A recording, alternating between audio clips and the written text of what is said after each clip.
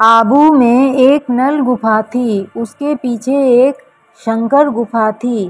पहले वहाँ एक बड़ी शिला थी। वहाँ कुछ चुनाई का काम करने की ज़रूरत थी। उसके लिए पूज्य गुरुदेव ने पत्थर वगैरह इकट्ठे किए और एक मिस्त्री को चुनाई करने के लिए बुलाया। मिस्त्री को मदद करने के लिए मजदूर की जगह पर पूज्य गुरुदेव स्वयं ही काम करने लगे। चिकनी मिट्टी का घड़ा बनाकर तसले भर भर कर मिस्त्री को देने लगे और वह नादान मिस्त्री भी लाओ महाराज कहकर उनके पास से तसले मंगवा रहा था। इस प्रकार इन महाराज ने अपने सिर पर तसले उठा उठाकर उस दीवार का चुनाई का काम पूरा करवाया। चुनाई का काम तो पूरा हो गया, अब दरवाज़ा लगाना बाकी रहा।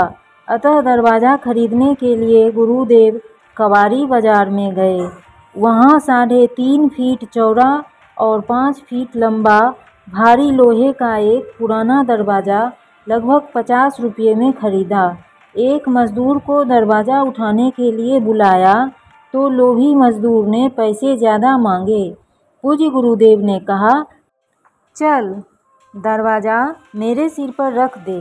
पूज्य गुरुदेव 80 वर्ष की उम्र में लोहे के भारी दरवाजे को अपने सिर पर उठाकर आबू के बाजार से 2 किलोमीटर दूर नल गुफा तक उठाकर ले आए।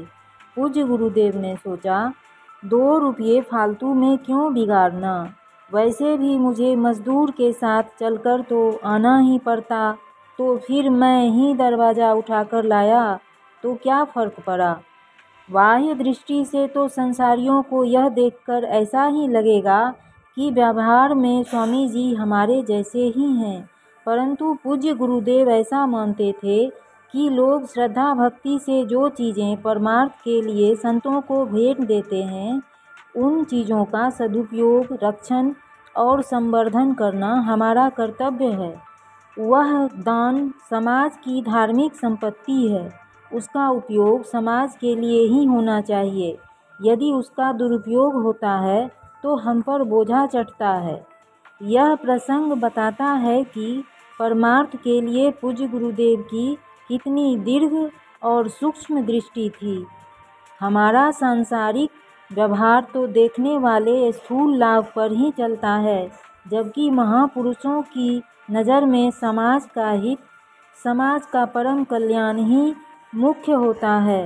वे जब इस प्रकार का व्यवहार करते हैं तब भी संसारी लोग उनके व्यवहार की तुलना करके उन्हें संसारी जैसा मानने की भूल कर बैठते हैं।